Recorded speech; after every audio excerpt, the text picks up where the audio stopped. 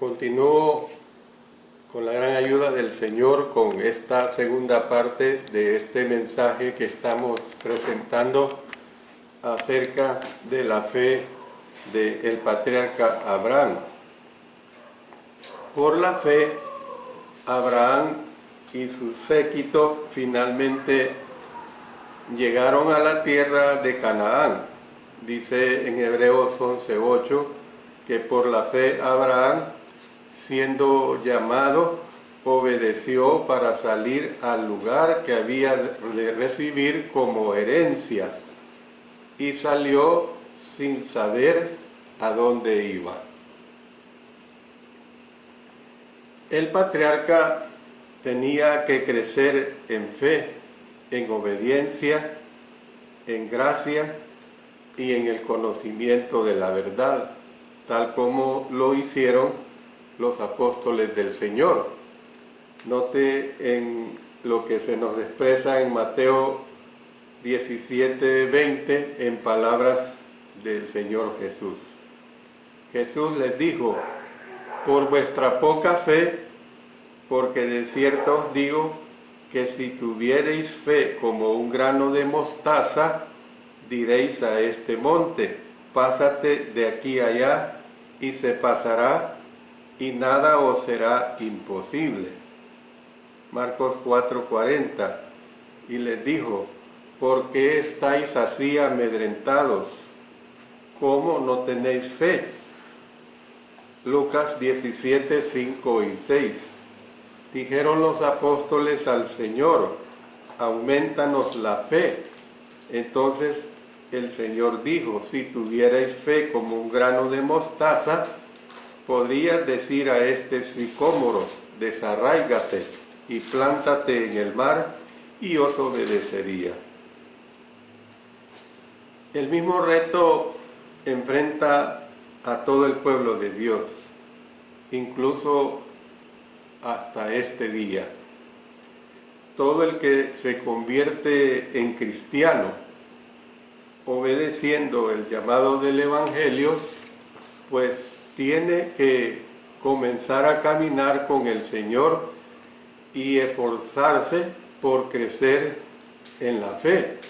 Por eso, cuando el Señor les dio el mandamiento de predicar a sus discípulos, les dijo: por tanto, id y haced discípulos a todas las naciones, bautizándolos en el nombre del Padre y del Hijo y del Espíritu Santo, enseñándoles que guarden todas las cosas que os hemos mandado.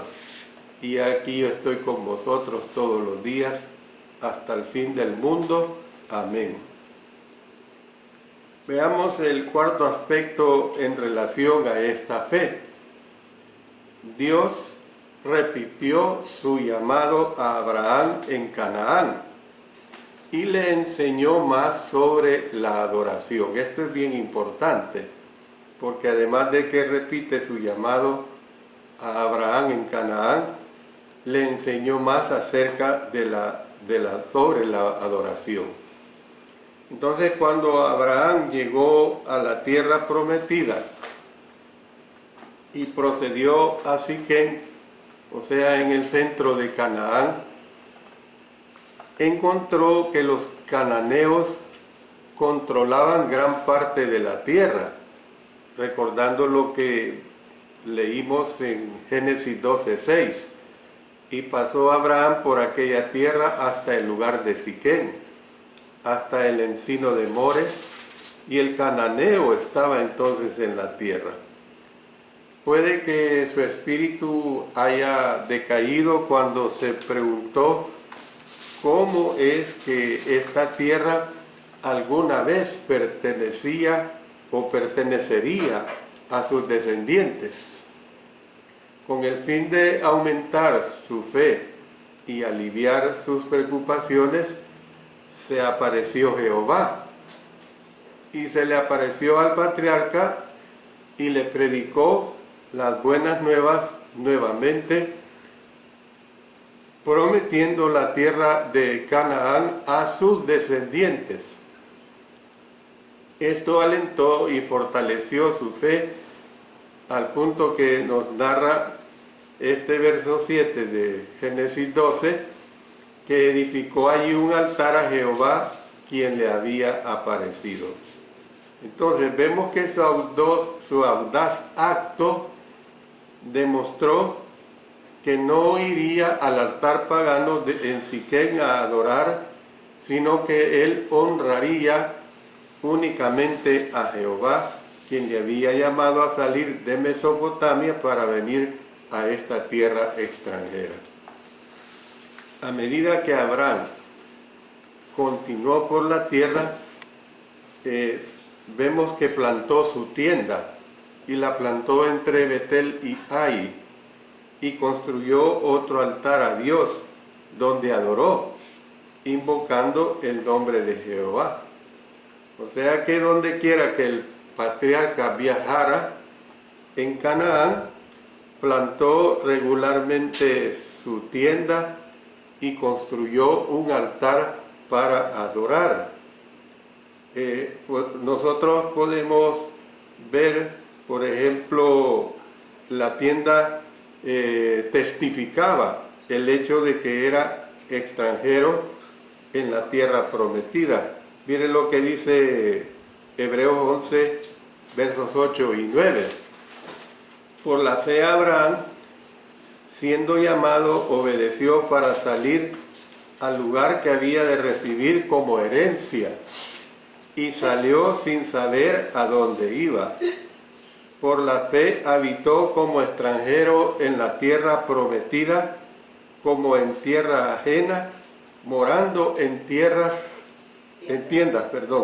con Isaac y Jacob, coherederos de la misma promesa. Entonces, ustedes pueden ver que Abraham no construyó una estructura permanente como un hogar para su familia. El altar daba testimonio de su fe en el Señor y su gratitud a aquel que lo había llamado a dejar Mesopotamia y la cultura pagana, que era todo lo que había conocido en sus años de formación. Entonces, vemos algo muy interesante. Los vecinos cananeos del patriarca tuvieron que haber notado que él edificó altares para adorar, pero sin ídolos. Ningún solo lugar era designado como sagrado para él. Sin embargo, donde quiera que plantara su tienda y construía un altar, invocaba el nombre del Señor. Esto sí es bien claro en la conducta de respeto de Abraham hacia Dios. Quería decir que Yahvé no era únicamente una deidad local limitada, pues, por el tiempo y por el espacio, como los cananeos percibían a sus dioses. El hecho, pues, de que Abraham podía adorar a Dios abiertamente en cualquier lugar, proclamaba la verdadera naturaleza espiritual de Yahvé en el mundo. Algo que hablaba bien de Abraham era que no se avergonzaba en ningún momento de adorar a Dios abiertamente, mientras que los paganos a su alrededor observaban. Era bien manifiesto que él adoraba a Dios en cualquier lugar donde él se encontrara. Sus actos eran un testimonio de su fe en el Dios que lo había llamado. Le había prometido bendecirlo y le había dado un nuevo comienzo y destino en la tierra donde habitaban los cananeos. Hoy nosotros no somos llamados por el Señor a dejar nuestros parientes e ir a tierras lejanas y vivir como extranjeros y peregrinos. Dice en Hebreos 11:13, conforme a la fe, murieron todos estos sin haber recibido lo prometido, sino mirándolo de lejos y creyéndolo y saludándolo y confesando que eran extranjeros y peregrinos sobre la tierra. Esto es así como se comportó Abraham, o sea, como lo fue Abraham. Somos llamados por el Señor por medio del Evangelio. Ya lo hemos estudiado en este pasaje de 2 Tesalonicenses 2:14, a lo cual lo llamó mediante nuestro Evangelio para alcanzar la gloria de nuestro Señor Jesucristo. Para pues recordar que donde quiera que vivamos, no pertenecemos a este mundo, no es nuestro hogar permanente. Hemos pues de abstenernos de las tentaciones carnales, de los anhelos mundanos que nos arrastran y a otros con nosotros. Debemos pues, como dice Hebreos 6:1, por tanto, dejando ya los rudimentos de la doctrina de Cristo, vamos adelante a la perfección, no echando otra vez el fundamento del arrepentimiento de obras muertas de la fe en Dios, y despojémonos del pecado que nos asedia. Hebreos 12:1. Por tanto, nosotros también, teniendo en derredor nuestro tan grande nube de testigos, despojémonos de todo peso y del pecado que nos asedia, y corramos con paciencia la carrera que tenemos por delante. Entonces, al igual que Abraham, tenemos que evitar sentirnos a gusto aquí y conformarnos a este siglo, es decir, la evolución espiritual que nosotros como hijos, como hijas de Dios debemos de tener.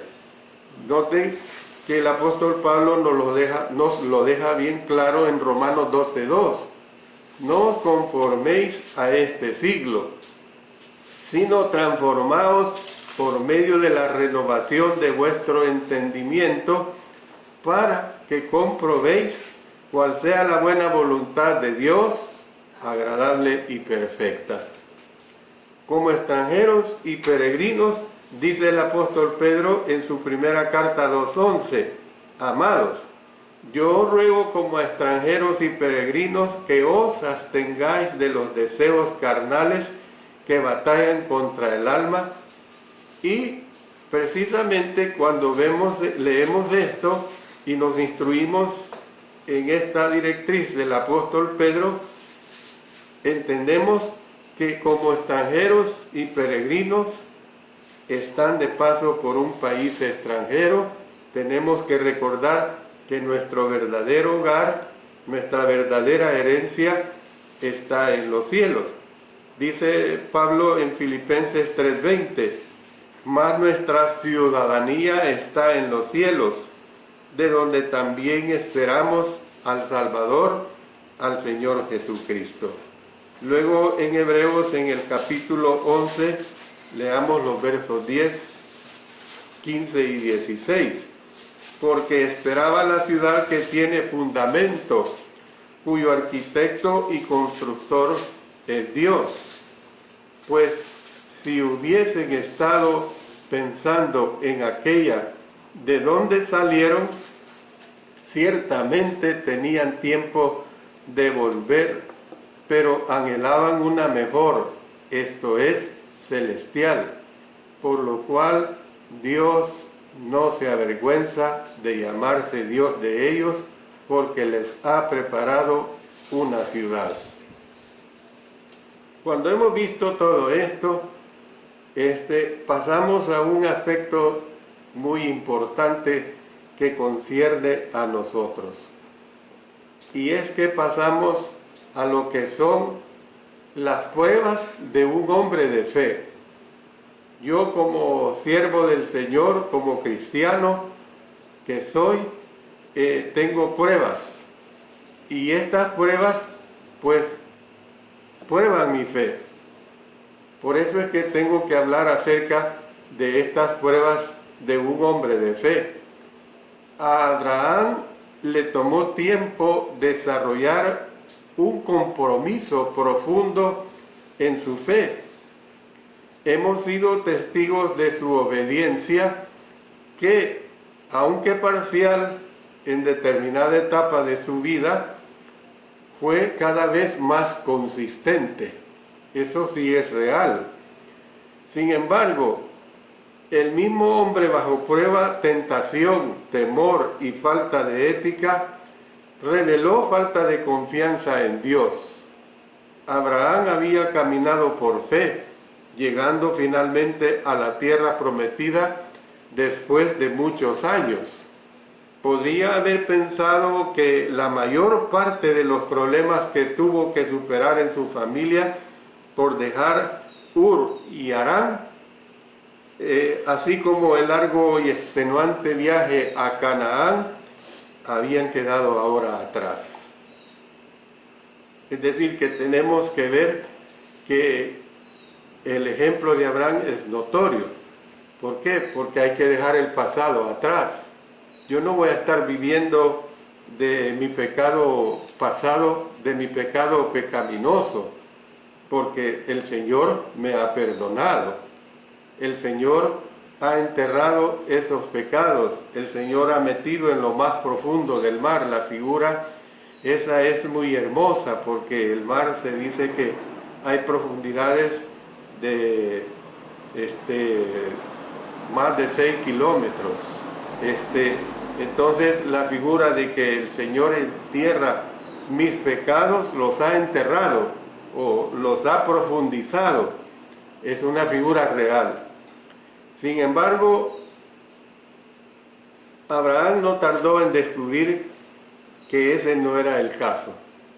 Surgieron nuevas dificultades para tentarlo a abandonar Canaán e incluso poner en peligro su futura posteridad mediante el engaño en relación con Sara, su mujer.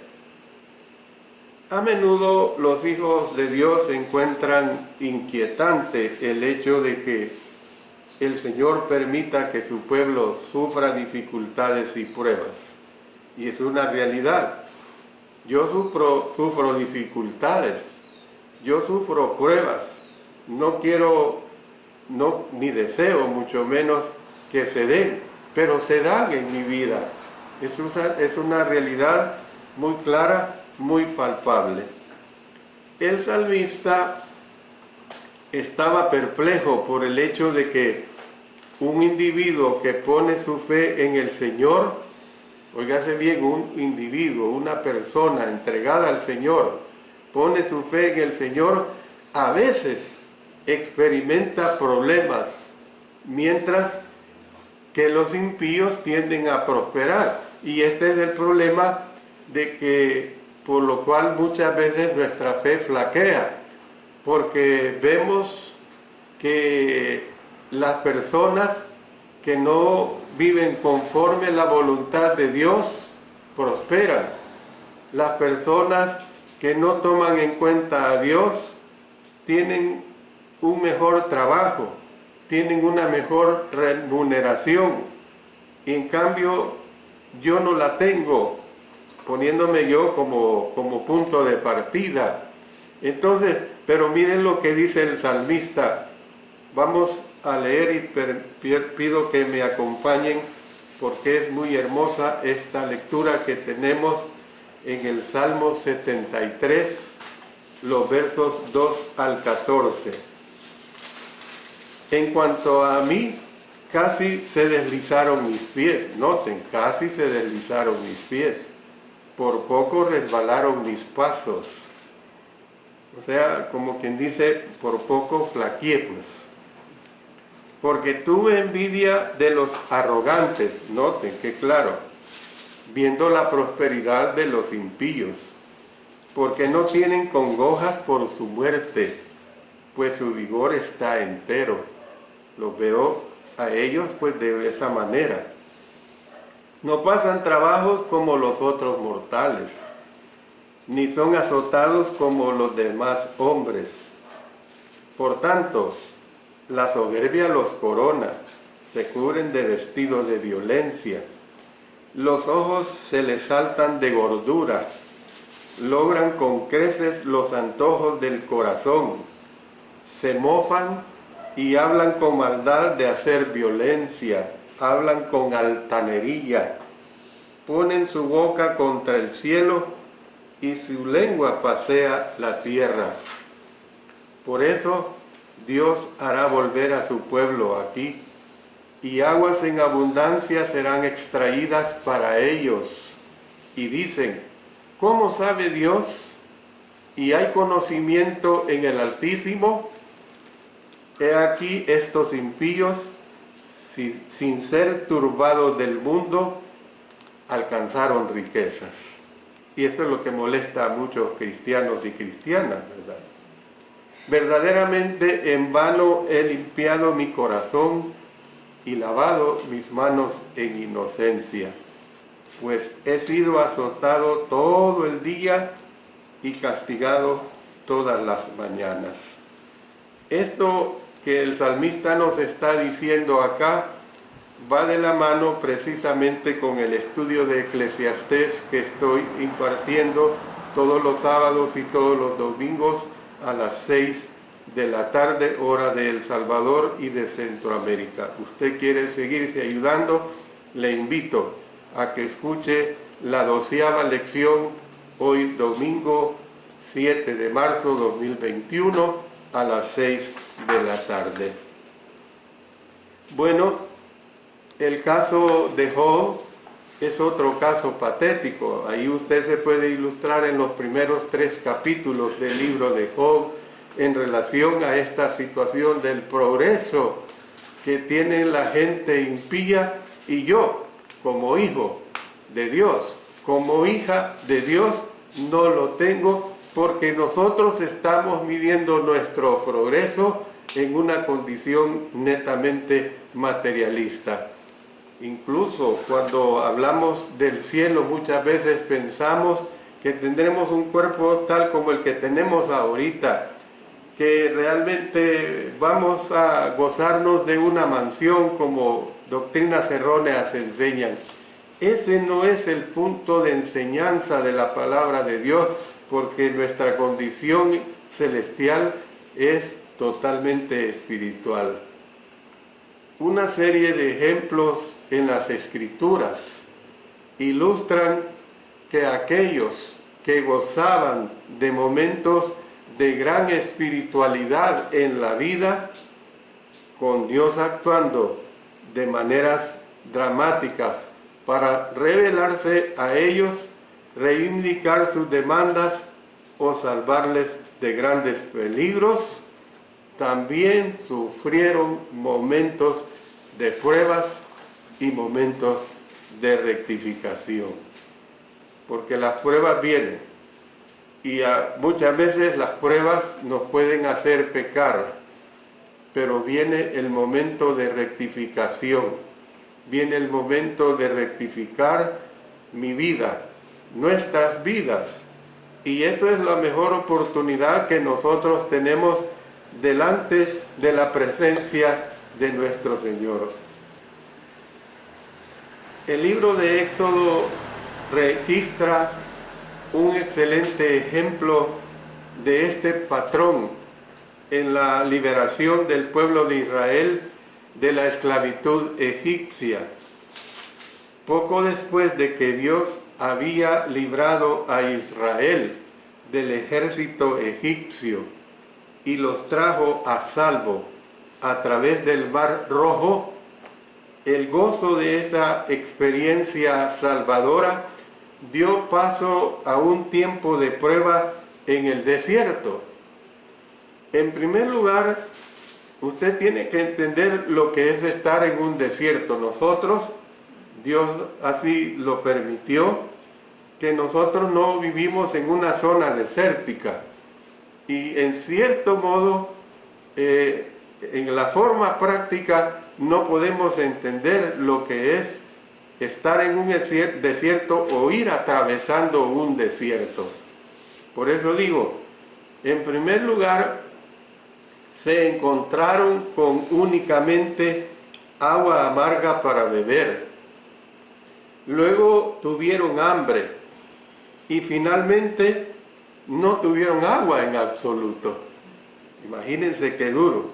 Entonces, cada vez que los israelitas se encontraban con momentos de prueba, demostraron falta de confianza en que el Señor proveería para ellos. Yo puedo estar en situaciones difíciles, hermanos, hermanas, situaciones de tribulaciones, de ansiedades, de depresiones. Puedo estar en situaciones de falta económica, pero yo tengo que proveerme de una fe enorme de que el Señor va a ayudarme a salir cualquiera de estas circunstancias en las cuales me encuentre. Por eso el apóstol Pablo dijo, he aprendido a estar contento cualesquiera que sea mi circunstancia, y en la antigua versión dice cualesquiera que sea mi situación. Los israelitas pecaron contra Dios, murmuraron contra Moisés, el representante de Dios. Miren lo que dice en Números 14:22. Todos los que vieron mi gloria y mis señales que he hecho en Egipto y en el desierto, y me han tentado ya 10 veces y no han oído mi voz. Yo le digo a usted, compare la experiencia de Elías que tenemos en el primer capítulo de Reyes, capítulo 18, desde el verso 16 hasta el verso 18 del capítulo 19. En varios relatos de sus viajes podemos observar que la prueba viene sobre los creyentes de muchas maneras. Eso así va a ser, eso así va a ser suceder, así va a suceder.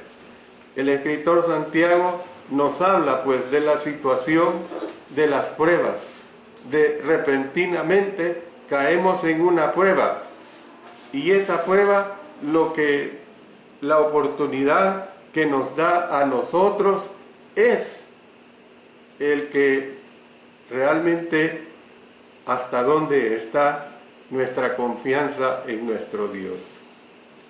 Por eso ahora les hablo acerca de la prueba de circunstancias adversas. ¿Qué es esa prueba de circunstancias adversas? El patriarca podría no haber estado en Canaán mucho tiempo antes que el hambre en la tierra lo pusiera a prueba. Esta hambruna incluyó falta de agua para sus compañeros de viaje y gran cantidad de falta de agua. Usted tiene que entender lo que es estar con una sed horrible. Cuando yo era niño, con mi hermano mayor, o sea, el anterior a mí, ayudábamos a los tíos abuelos a cortar frijol en campo abierto, y para 11 de la mañana nos atacaba la sed y el agua era muy escasa. Teníamos que agarrar la cantimplora de agua a escondidas, porque el Señor se enojaba que bebiéramos agua. Entonces, que era una agua retenida no importaba, que a lo mejor era un agua que no era nada purificada no importaba, pero hasta ahora en día tengo 71 años y estoy vivito y coleando, como dice el dicho, no me morí.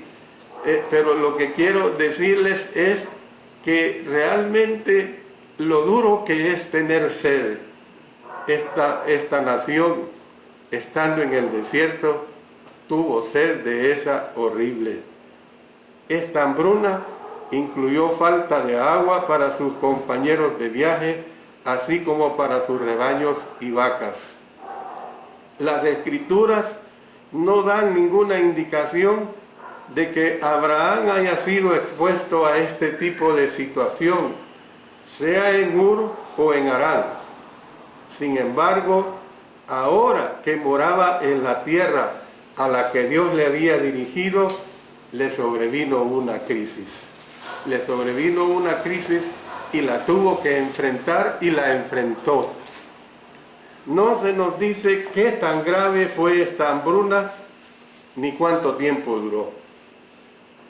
Posteriormente, Jacob, junto con su familia y su ganado, sobrevivió en Canaán durante casi 2 años con suministros de socorro de Egipto antes de enviar a sus hijos de regreso con Benjamín para que Simeón fuera liberado de la prisión, y este episodio está plasmado en los capítulos 41 al 43 del libro de Génesis.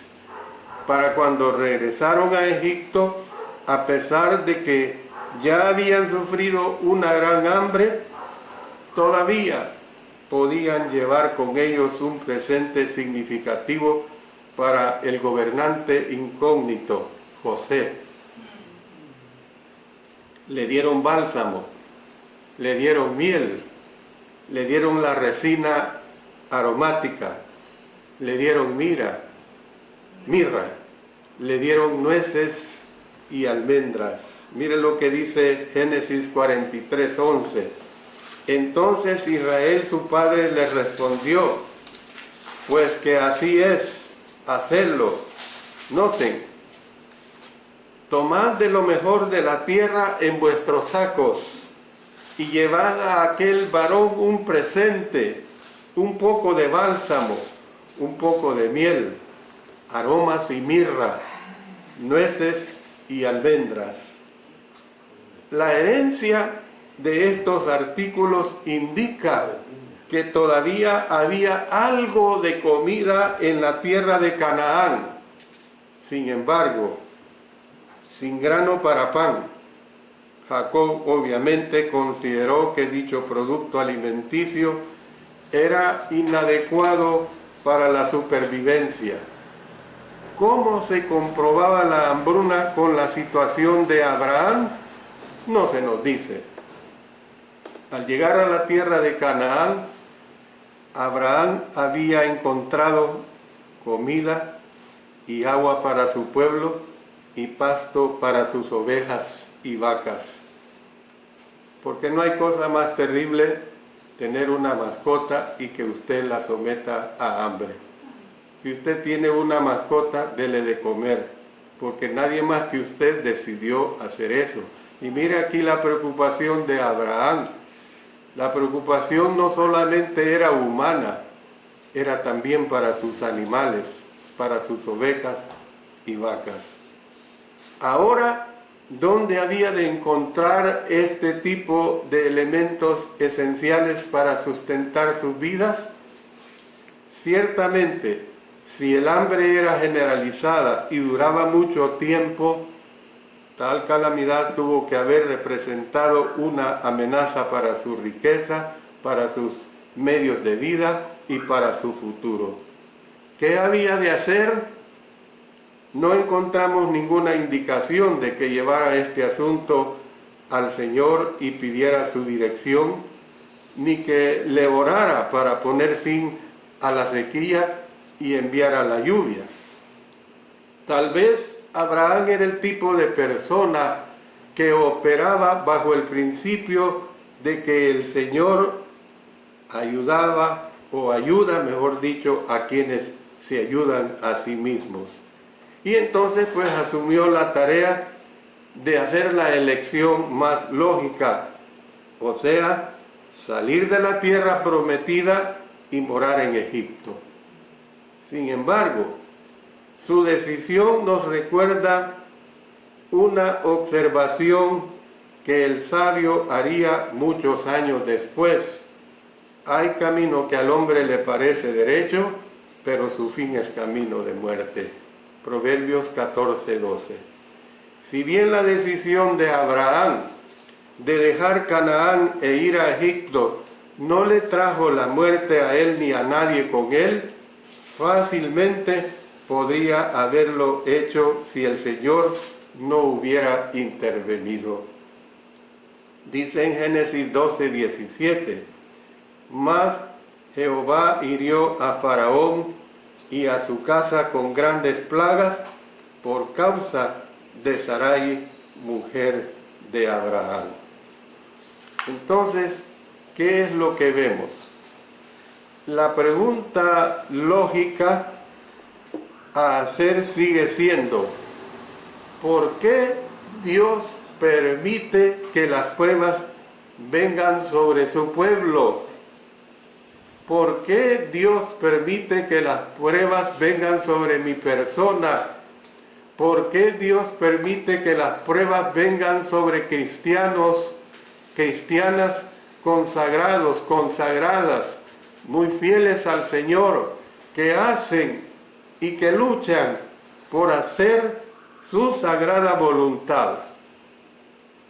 El apóstol Pedro dijo que los incendios que ponen a prueba nuestra fe son como llamas que separan el oro de las impurezas en el horno. Dice en 1 Pedro 1:7, para que sometida a prueba vuestra fe, mucho más preciosa que el oro, el cual aunque perecedero se prueba con fuego, sea hallada en alabanza, gloria y honra cuando sea manifestado Jesucristo. El propósito de Dios en permitir las pruebas no es únicamente autenticar nuestra fe, sino también purificarla y eliminar la escoria, o sea, la incredulidad de ella. Como un hombre le dijo a Jesús en una ocasión, uno que recibió la gran bendición de parte de nuestro Señor Jesús, creo, ayuda mi incredulidad. ¡Qué hermoso! Creo, ayuda mi incredulidad. Marcos 9:24. Contrario a la opinión de algunos, la incredulidad puede darse en corazones de fe, puede darse en mí, lamentablemente. No lo digo como algo que lo deseo, pero se puede dar tal situación. El escritor de Hebreos dijo, por la fe Israel pasó el Mar Rojo. Usted solo imagínese, vaya hacia el puerto de la Libertad o a cualquiera de nuestras playas y solo imagínese que la única alternativa para su salvación es ir cruzando el mar. ¿Y usted qué es lo que haría? Por la fe el pueblo cruzó ese mar, porque Dios estuvo con ellos. Del mismo modo, los discípulos de Jesús creyeron en Él y dejaron sus redes, dejaron sus ocupaciones para seguirlo. Sin embargo, existían también áreas de incredulidad en sus corazones. Estas dudas precisamente surgieron cuando fue arrestado, haciendo que Pedro le negara y que otros huyeran bajo la oscuridad de la noche. Por eso el Señor le dijo, antes que el gallo cante, tú me habrás negado 3 veces. Y esa situación así la hizo el discípulo Pedro, porque en esa situación no lo veo yo como un apóstol, le veo como un alumno, como un aprendiz, como uno que necesitaba el grado de fe del cual estamos hablando. El desarrollo de la fe es como el desarrollo de los músculos físicos. La única manera en que los músculos pueden crecer es precisamente ejercitándonos con algo pesado o con algo dificultoso. Y la única manera en que los músculos espirituales de la fe crecen es ejercitándolos en situaciones difíciles de la vida. Algunas personas desarrollan una fe fuerte en un corto periodo de tiempo, gloria a Dios. Sin embargo, y cuando digo personas me refiero a los cristianos, a las cristianas. Sin embargo, a la mayoría de nosotros, como el caso de Abraham, nos toma muchos años y muchas luchas para desarrollar una fe lo suficientemente fuerte como para protegernos como un escudo. Por eso la palabra de Dios nos dice un escudo contra los dardos de fuego del maligno. Y dice el apóstol Pablo, sobre todo, tomad el escudo de la fe con que podáis apagar todos los dardos de fuego del maligno. Paro acá, quisiera decir mucho más, el tiempo no me lo permite, pero con la ayuda del Señor continúo en la 7ª lección para el próximo día del Señor, en el cual pues nos vamos a seguir gozando con el glorioso mensaje que nos da nuestro Dios para sus hijos, para sus hijas. Dios bendiga su bendita palabra. Oremos. Padre Celestial, nuevamente agradeciéndote mucho por la fortaleza de tu mensaje poderoso, que realmente nos anima, nos levanta espiritualmente hablando en las circunstancias difíciles, por difíciles que sean. El ejemplo de Abraham es grande, pero mayor ejemplo lo hemos tenido y siempre lo será el ejemplo de nuestro Señor Jesucristo. Gracias, Señor, por esta bendición. En el nombre de nuestro Señor Jesucristo. Amén.